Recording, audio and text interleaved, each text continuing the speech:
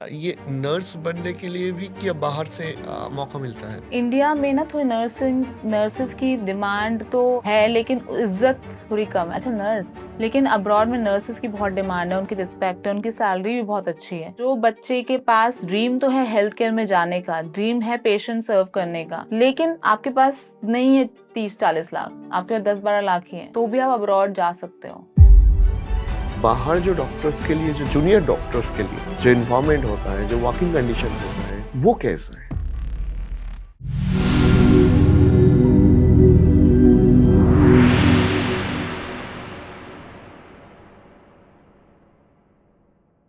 बाहर जो डॉक्टर्स के लिए, जो जूनियर डॉक्टर्स के लिए जो इन्वायरमेंट होता है, जो वर्किंग कंडीशन होता है, वो कैसा है? वो बहुत अच्छा है, टाइम होता है वहाँ पे। क्योंकि वो भी एक बिग कंसर्न है अभी, स्पेसिफिकली इन वेस्ट बंगाल। जो एक साल पहले जो घटना हुआ था इधर, that was you know it's a tremendous concern for our entire society कि क्या हुआ। एक जूनियर डॉक्टर्स के लिए कितना सेफ है उसका खुद का हॉस्पिटल।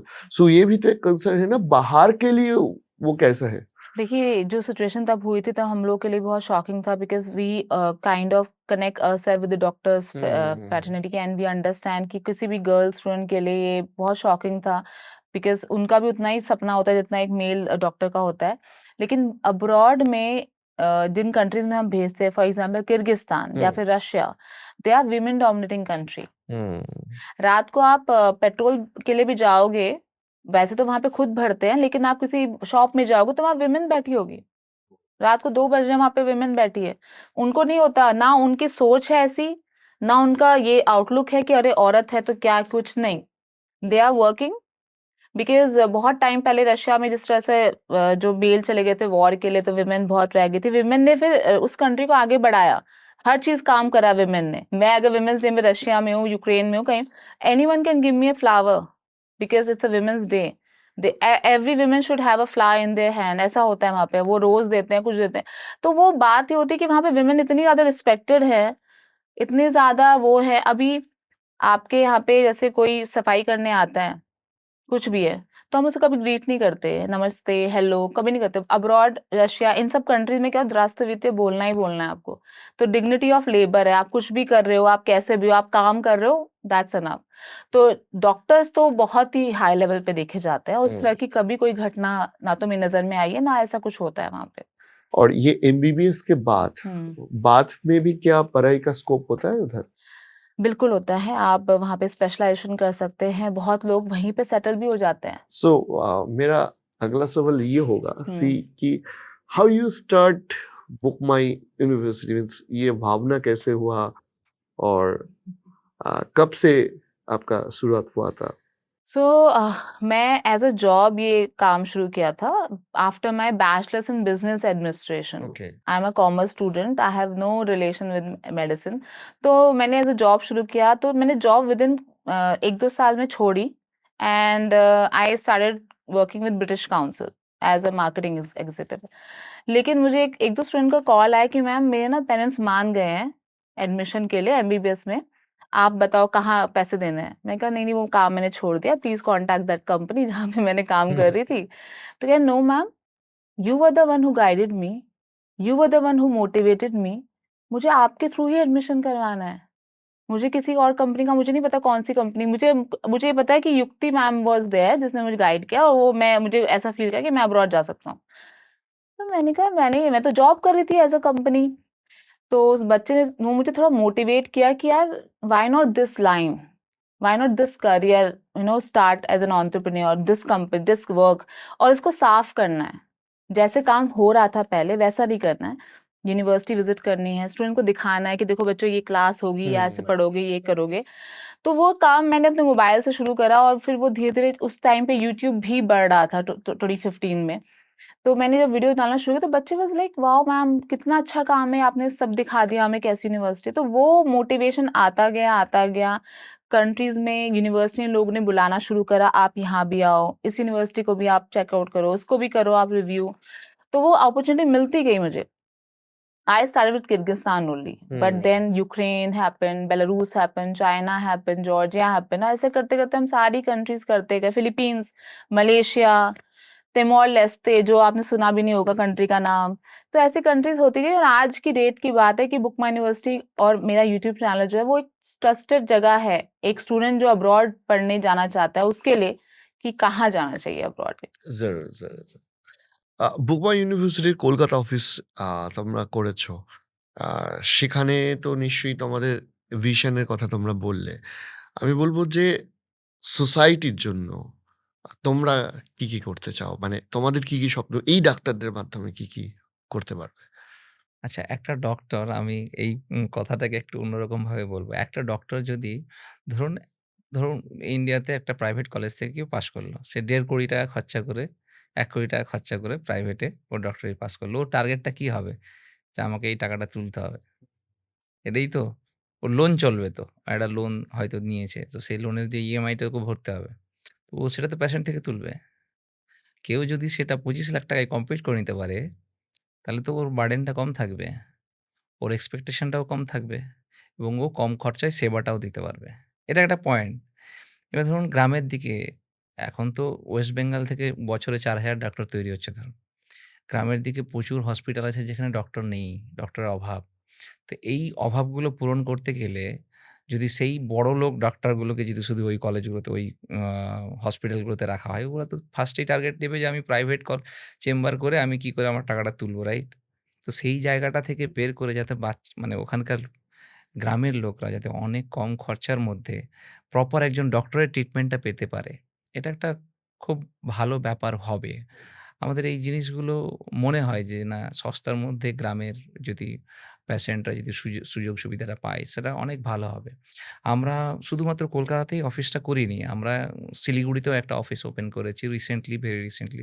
তার কারণটা হচ্ছে যারা শিলিগুড়ির কিংবা উত্তরবঙ্গের যারা বাচ্চারা, ওরা না কলকাতা আসতে অনেক সময় অনেক রকম প্রবলেম হয়। সিকিম থেকে, আসাম থেকে অনেক বাচ্চারা আসছে। ওরা শিলিগুড়িটাকে একটা কানেক্টিভিটির বড় জায়গা। তো ওরা শিলিগুড়িতেই অফিসে এসে ভিজিট করছে। আমরা অলরেডি শিলিগুড়ি অফিসে যেহেতু খুলেছি, সব জায়গায় বলছি, তো শিলিগুড়ি অফিসে অনেকে আসছে। উত্তর দিনাজপুর কিংবা শিলিগুড়ি, দার্জিলিং, সিকিম এইসব জায়গা থেকে শিলিগুড়িতে আসে বাচ্চারা। এবং কি হচ্ছে যে বাচ্চারা প্রপার কাউন্সেলিং করে ওখান থেকে কিভাবে কি গাইডেন্স পেতে পারে না পারে A to Z পাচ্ছে। আর ওখানকার ক্ষেত্রে, মানে আমি উত্তরবঙ্গের ক্ষেত্রে বলছি। আমি নিজে উত্তরবঙ্গের ছেলে, তো একটু উত্তরবঙ্গের সঙ্গে ইমোশনটা বেশি জুড়ে যায় বারবার করে। তো উত্তরবঙ্গের অনেকটা কলকাতা কিংবা দক্ষিণবঙ্গের দিকে থেকে অনেকটা কিন্তু গরিব। আমরা বিশেষ করে আমার বাড়ি যেখানে গোয়ালপুকুর বলছে, গোটা ওয়েস্ট বেঙ্গলের মধ্যে সবথেকে পিছিয়ে পড়া ব্লক হচ্ছে গোয়ালপুকুর ব্লক। শিক্ষার দিক দিয়ে এবং অর্থনীতির দিক দিয়ে। তা আমি ওইখান থেকে উঠে এসেছি। এবং আমি একজন ওখানকার ডিস্ট্রিক্ট ম্যাজিস্ট্রেট যিনি ছিলেন, তো আইএস নুরুল হক স্যার, আমি ওনার কথাটা এই জন্য তুললাম। ওনার সঙ্গে একটা আমার কথোপকথন হচ্ছিল। তো বলছে যে আমি যখন এটা ভাগ হয়, আমি তখন থেকে দেখে আসছি। আজ থেকে ৩৫ বছর ৪০ বছর থেকে উনি দেখে আসছেন যে গোয়ালপুকুর সেই পিছিয়ে পড়া ছিল, এখনো পিছিয়ে পড়াই আছে। তো এই যে জায়গাটা কখন চেঞ্জ হবে? যখন ওখানকার বাচ্চারা অনেক বেশি পড়াশোনা করবে, অনেক বেশি এগিয়ে আসবে। ওখান থেকে ডক্টর ছিল না। একদম রিসেন্টলি এখন ডক্টর তৈরি হচ্ছে। আমার জানা একটা ছেলে এবছর রাশিয়া থেকে ডক্টরি কমপ্লিট করে এলো। আচ্ছা। তো এই যে ব্যাপারটা, তা আমাদের মনে হচ্ছে যে ওখানে আস্তে, আস্তে চালু হয়েছে এই ব্যাপারটা। লোকজন আরো বেশি জানবে। আমরা যত বেশি এগোবো, আমরা যত বেশি হ্যাঁ, এবং যত বেশি শিক্ষা হবে তত তত এমপ্লয়মেন্ট বেশি ওই জেনারেটটাও জায়গাটায় হবে, এগোবে। মানুষের স্বপ্ন ফুলফিল একদম। হবে। So I want to ask from you कि बुकमा यूनिवर्सिटी से आप क्या सिर्फ एमबीबीएस को ही कंसल्ट करते हैं या दूसरा कोई अगर कोर्स होगा तो वो भी कंसल्ट करते हैं? देखिए हम लोग book my university through of course जो शुरुआत थी वो एमबीबीएस अब्रॉड से हुई थी, क्योंकि एमबीबीएस अब्रॉड की ऐसी डिमांड थी जो पूरी करने में ना बहुत ज़्यादा डार्कनेस थी वहाँ पे, क्योंकि लोगों को इन्फॉर्मेशन कम थी, तो हमने शुरुआत वहीं से करी है। लेकिन आज के डेट में हम जर्मनी, यूरोप में कोई भी कोर्स एमबीए बीबीए ये सब करवाते हैं, बीटेक करवाते हैं, एमटेक करवाते हैं, because there is no limit to this. For any course you can contact us, for any country you can contact us, not just MBBS, we are also now in nursing, very low cost nursing in Vietnam we have started. Okay. Yes, so recently in the last country I visited was Vietnam only. तो वहाँ पे low cost 10 lakh रुपए में आपका nursing हो जाएगा abroad से। आप फिर सिंगापुर जाओ, जापान जाओ, यहाँ जाओ, कहीं पे भी अपना स्टैब्लिश करो अपने आप को। तो ये सारी चीजें हम अपॉर्चुनिटीज बहुत हैं। अगर आपका सपना कोई भी कोर्स करने का है, आप एक बार बुक माई न्यूज़ से कॉन्टैक्ट ज़रूर करें तो आपको पता चलेगा कि हम क्या-क्या सो ऑफ़र ये कर भी रहे हैं। एक it's also very interesting to me कि ये नर्स बनने के लिए भी क्या बाहर से मौका मिलता है? इंडिया में ना थोड़ी नर्सेज़ की डिमांड तो है, लेकिन इज़्ज़त थोड़ी कम है। अच्छा नर्स, ऐसा बोलते हैं। लेकिन अब्रॉड में नर्सेज़ की बहुत डिमांड है, उनकी रिस्पेक्ट है, उनकी सैलरी भी बहुत अच्छी है। तो जो बच्चे के पास ड्रीम तो है हेल्थ केयर में जाने का, ड्रीम है पेशेंट सर्व करने का, लेकिन आपके पास नहीं है 30-40 लाख, आपके पास 10-12 लाख ही हैं, तो भी आप अब्रॉड जा सकते हो, नर्स बन सकते हो और किसी भी कंट्री में अपने आप को एस्टैब्लिश कर सकते हो। वो अपॉर्च्युनिटी भी हमारे पास है। We जो students है they are bit serious. Gen Zs are very serious about their career and all. So uh, definitely वो आपको भी पूछता है कि ma'am how to be a successful. So तब what is your suggestion from your end to them?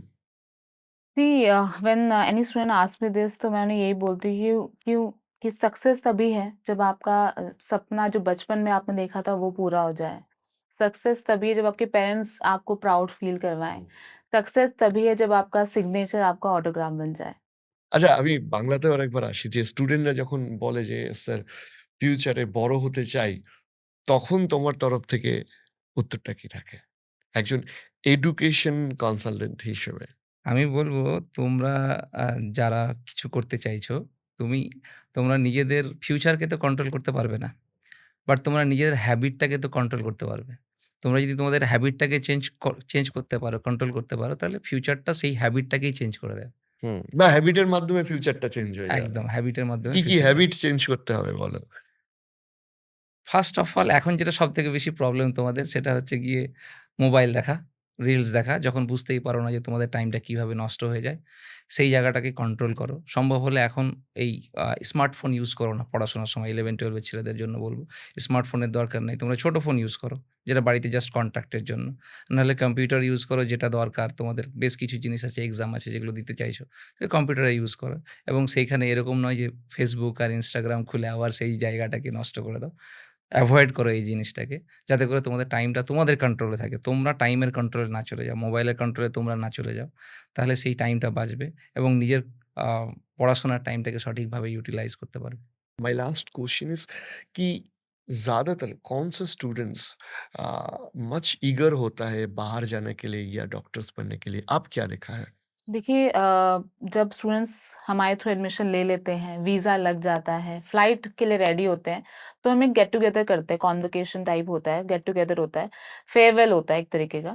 तो जब farewell होता है हम इंटरव्यू लेते हैं स्टूडेंट से और उनसे पूछते हैं कि why you wanted to become a doctor? आप इतना बड़ा स्टेप ले रहे हो, अब्रॉड जा रहे हो, अपनी कंट्री छोड़ के, अपने पेरेंट्स का जो कन्वीनियंस है, कंफर्टेबल घर छोड़ के। तो उनका जवाब यही होता है कि हम इसलिए डॉक्टर बनना चाहते हैं क्योंकि हमारे घर में कोई और डॉक्टर नहीं है और ये मेरा और मेरे पेरेंट्स का सपना है कि हमारे घर में भी एक डॉक्टर हो। तो मैं उन बच्चों से बोलना चाहती हूँ जस्ट बिकॉज़ आपके घर में कोई डॉक्टर नहीं तो आप डीमोटिवेट ना हो, इससे मोटिवेट होइए और पेरेंट्स का अपना आपको लगता है कि नहीं आपको ज़्यादा खर्चा नहीं करवाना है, फिर भी ये सपना पूरा करना है, तो ये सपना छोड़िए मत because of NEET, because of re NEET और because of low NEET score. ये सोचिए कि मुझे बनना ही बनना है डॉक्टर और अब्रॉड की अच्छी-अच्छी यूनिवर्सिटीज़ आपका वेट कर रही हैं to come and study MBBS there. And be the first doctor from your family. Yes, be the first doctor of your family.